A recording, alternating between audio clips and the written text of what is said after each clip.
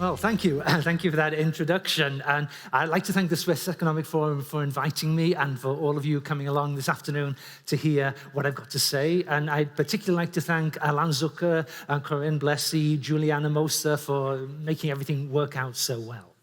So it's great to be here to join you in celebrating the 25th anniversary of the Swiss Economic Forum. And obviously, a lot has changed in the last 25 years. When I was a young man, I always thought that this photograph was, I broke the slides already. Okay, this photograph was going to be the sort of defining geopolitical image of my lifetime, the Berlin Wall coming down. I'm now beginning to suspect I might have been wrong about that. Increasingly, it's feeling more like this graph that you see here. This is the defining geopolitical image of our lifetimes.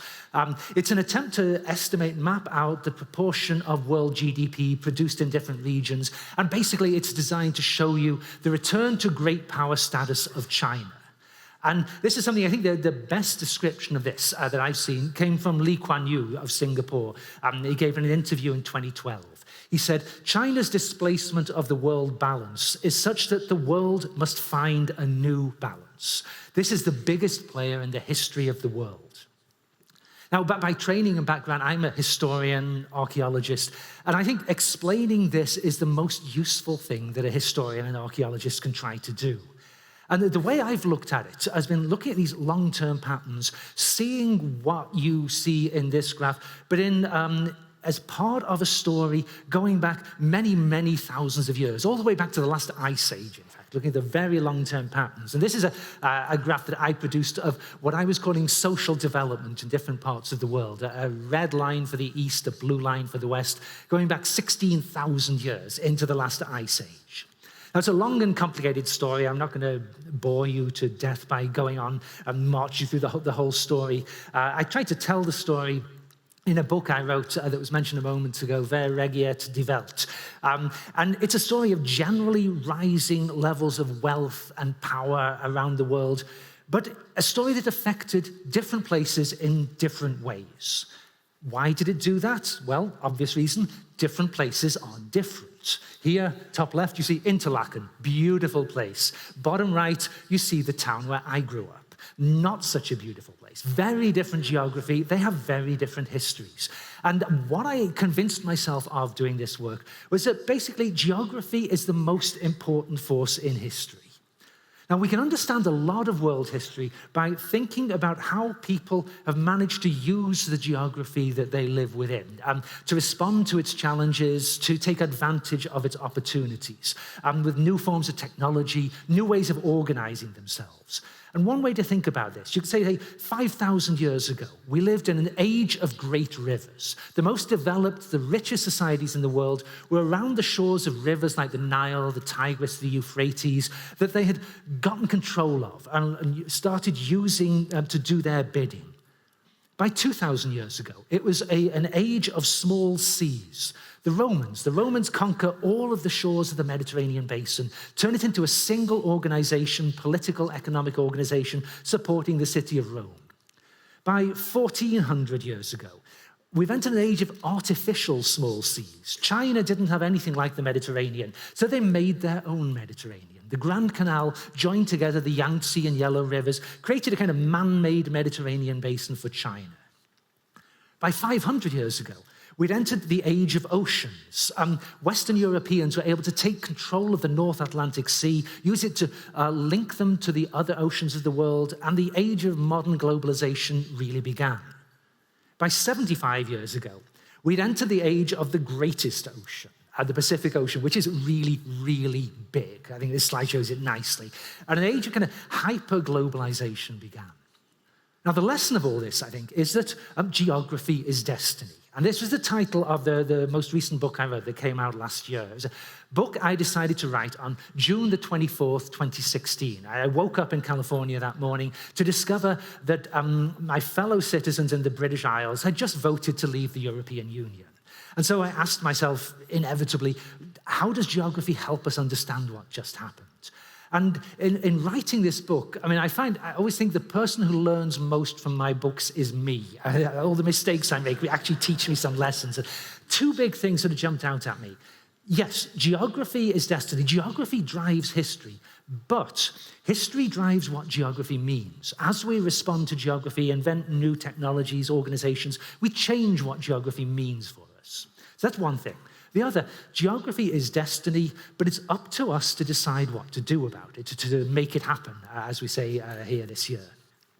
And the British case, which I wrote about in this book, the British Isles, a cluster of islands off the northwest edge of the European mainland. Through almost all of their history, the British Isles had been Europe's poor cousins, in a sense. So everything big and important began off to the southeast in the Mediterranean, the Middle East, India, China, and kind of rolled downhill northwest until they ended up in the British Isles. Britain was the place that got everything last. And there it stopped. Britain was really the edge of the world because the Atlantic Ocean was uncrossable. Now, that was pretty much the story from about 10,000 years ago, when the rising sea levels after the Ice Age turned the British Isles into islands, up till about just 500 years ago. And at that point, new technologies, new kinds of organizations made it possible to open the Atlantic Ocean and start using it as a highway to the rest of the world, if people wanted to do that. Now, once that happened, it became very likely that somebody in Western Europe was going to begin being able to dominate the world, again, if they chose to do so. And the British were able to remake the world to look like this once they decided they wanted to exploit the new meanings of geography. And there were violent arguments within Britain, civil war, revolutions, but they push on down this path. They draw North America into a global system centered on London. Although by about 250 years ago, they start to lose control. The United States breaks away. By 150 years ago, the United States is pushing Britain out of the center of this global system. And by the 1900s, technology and organization are allowing the Americans to incorporate the Pacific Ocean as well and draw in East Asia into an American-dominated system. Now, basically, the same story keeps going. By the 1970s, it begins to look like Japan might displace the United States. By the 1990s, Japan, of course, goes into recession. By that time, 1990s, it looks like China might be displacing the United States. Well, now, as I'm sure many of you will know, a lot of people are talking about, we've already seen peak China. Chinese growth is slowing. I think this graph is great. This shows you different estimates made across the last 12 years of what the future trends in Chinese economic growth are going to be. And you'll see systematically revised downward across this period. But even if we were to believe the lowest of these estimates, the capital economics one, geography is still destiny. The East is still challenging the West. And in my own work, I did what I thought was sort of an interesting exercise, was to take the trends I'd identified in rising development in the East and West during the 20th century and project them forward and say, well, what will happen in the 21st century? And what we got was this, that the red eastern line caught up with and crossed the blue western line in the year 2103. Now, that is a great, precise prediction for you, and obviously slightly tongue-in-cheek. But what it means is, other things being equal, the East is closing the gap on the West. Now, the big question, of course, what to do about it? Now, one way to think about it is to look at what happened the last time we got a shift like this, 100 to 150 years ago. Back in the 1870s, when the British dominate the global system, Germany and the United States looked like they were simultaneously rivals and partners in the system, much the way many of us talk about China now.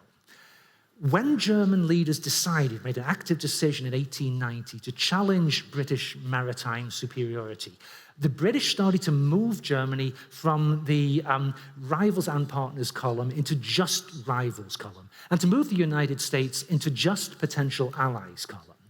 Britain, the United States, France, Russia, of course, made alliances to defeat two German attempts to take over the system through violence in the 20th century.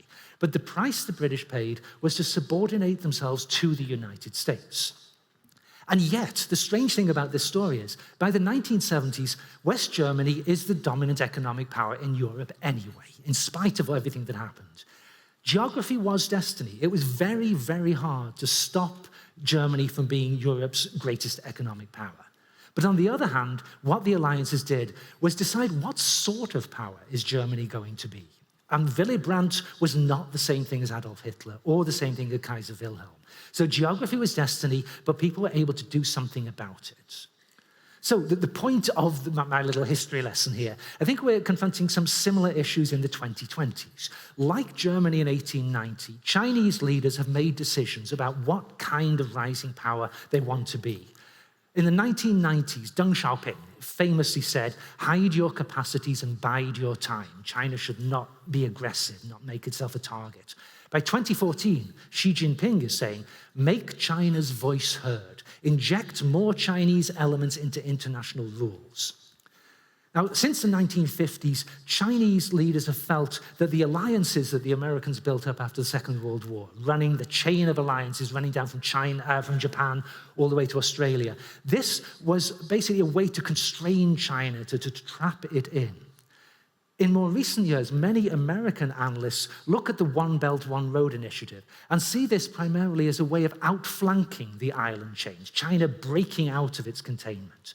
And every nation in the West is having its own internal debate about whether and how far to move China into the rivals column. Now, by about 2010, all the way from Korea down to Australia and China's near neighbors, they already were tending to feel their freedom of choice was constrained. They had to choose either the US or China as the primary ally. By about 2015, I think the same is happening in Europe. And I suggested in the book that I mentioned, my most recent book, that Brexit was ultimately a debate about what to do about these new meanings of geography. Well, what about Switzerland? Switzerland, very different place from Britain. Switzerland, landlocked, mountainous, has these enormous, scary neighbors in France and Germany. And in the 20th century, Swiss consistently pursued a policy of strict neutrality, providing financial services that it was often in the interests of the great powers to see these services coming out of a strictly neutral country. Very, very clever strategy that's worked extremely well. The question is, of course, does it still work extremely well? Switzerland, of course, is still where it used to be. Europeans are still its main trading partners. But when you look at this graph, number 2, 3, and 4, the United States, China, and Japan, the world is closing in. Neutrality is becoming more difficult. And this is what Garry Kasparov was saying yesterday. Neutrality is becoming more difficult. And the debate has clearly begun in Switzerland. Just in the last few weeks, I noticed following the news, Swiss representatives going out to Taiwan. This is a new thing, and the Chinese ambassador has condemned the Swiss parliament. These are new things. The debate has begun. Everyone has to decide what geography means and then make it happen. Now, we can be very certain about how not to make it happen. And I say this because every major shift in power and wealth around the world in previous history has involved extreme violence, often in accidental, unpredicted ways. So say we go back to 1913. All the experts are worrying about a war between Britain and Germany. But what they worry about is a colonial war starting in Africa or the Pacific. What they get is a war that breaks out on the edge of a decaying Austro-Hungarian empire in Serbia, where the empire is trying to reassert itself. Now, in the 2020s, all the experts worry about America and China. They worry particularly about clashes in the South China Sea, in Taiwan. What we're getting is a war on the edge of the decaying Russian empire as it tries to reassert itself. And Garry Kasparov, he did foresee this coming. Most of the rest of us did not, though. And this is very typical of the long pattern. Are we back in 1914, but now with nuclear weapons? Well, this, I like to call the next graph, I like to call it the happiest graph in history. It's a wonderful graph. It's the number of nuclear warheads in the world over time. They've come down by more than 90% since 1983. This is 86. This is an extraordinary thing that's happened. We no longer probably have the destructive power to end all life on Earth before I end this speech, which is going to be quite soon, I promise you. We do, though, have the power to refight World War II before I end this speech. This is what a military guy at Stanford told me. The next 30 years are going to be the most dangerous in history. So, to end, what will the destiny of the West be? Well, I'm certain of what it will not be. We're not going to see business as usual, what we've seen the last 250 years of the West continuing to dominate the planet and Europe playing this major part in that. And I think in part because of what President Novak mentioned yesterday, just the demographic changes that are going on. But what it will look like, I think that is up to all of us to decide. Will the West be a radioactive wasteland? One possibility. Will it be a satellite of China? Will it be more of a satellite of the United States? Will it be part of a multipolar, but perhaps more equal world? Will it be part of a world so transformed by technology that East and West no longer really mean much? The defining challenge of our century is going to be to decide what this graph really means, and then how to make it happen. So thank you very much for listening.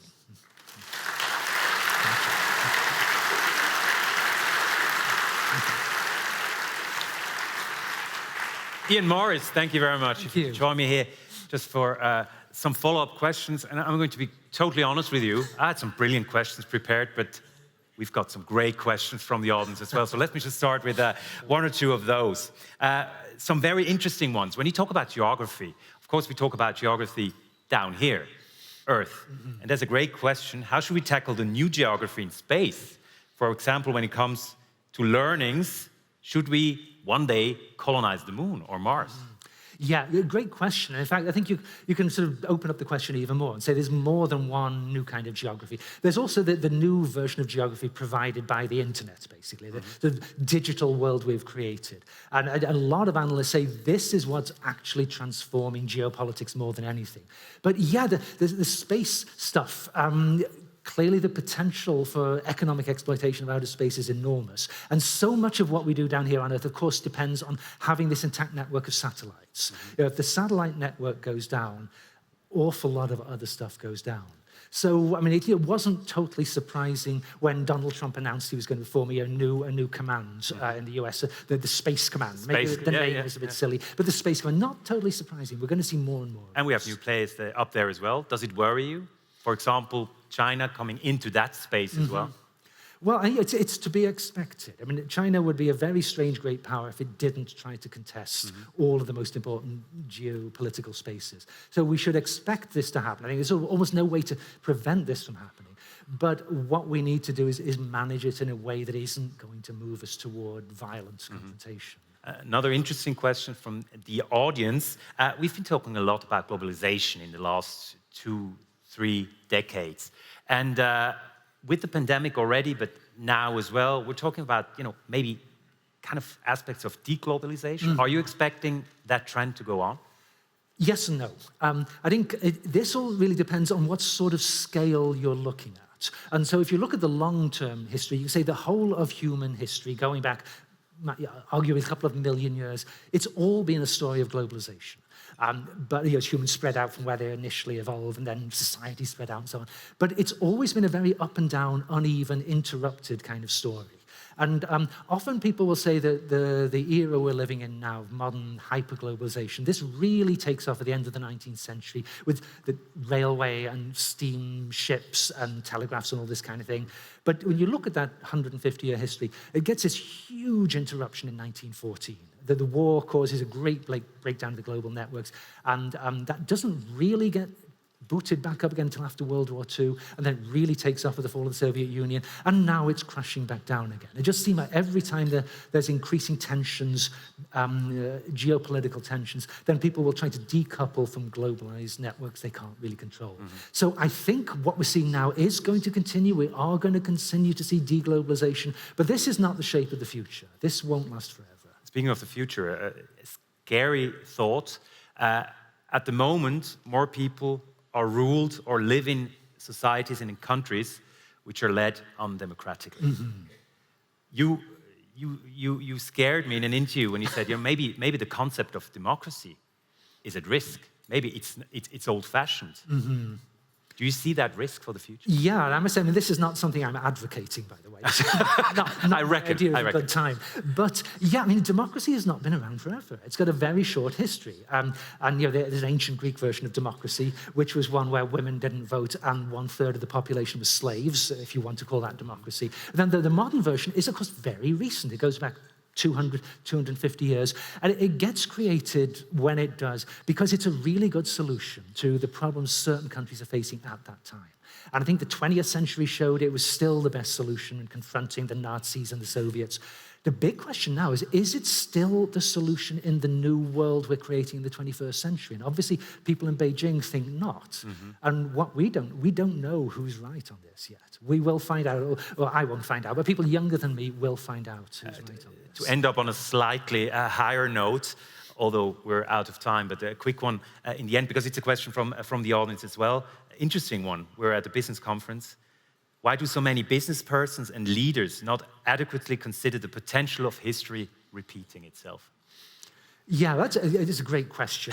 And one thing I found speaking to business and financial groups is just how interested people tend to be in long-term history, particularly if you're thinking about it kind of in the same way that a lot of financial analysts do. You look at the past to find clues about what's going to happen in the future. That's what they're doing. Mm-hmm. That's kind of what I'm doing. The problem is, like any skill set, it's really complicated to do it well. And actually, I think the problem tends not to be failure to look back for clues about what might happen next, but a failure to look back for clues of what might not happen next. And so, like when the US invaded Iraq in 2003, the government called in a lot of very knowledgeable historical consultants to advise on what might happen, what had happened in the past when the British took over Iraq after World War I. And what they didn't do was call in people who are going to come in and say, well, yes, those are all the similarities. That's very helpful for you. But these are the differences. This is what is not going to happen like the last time the British did it.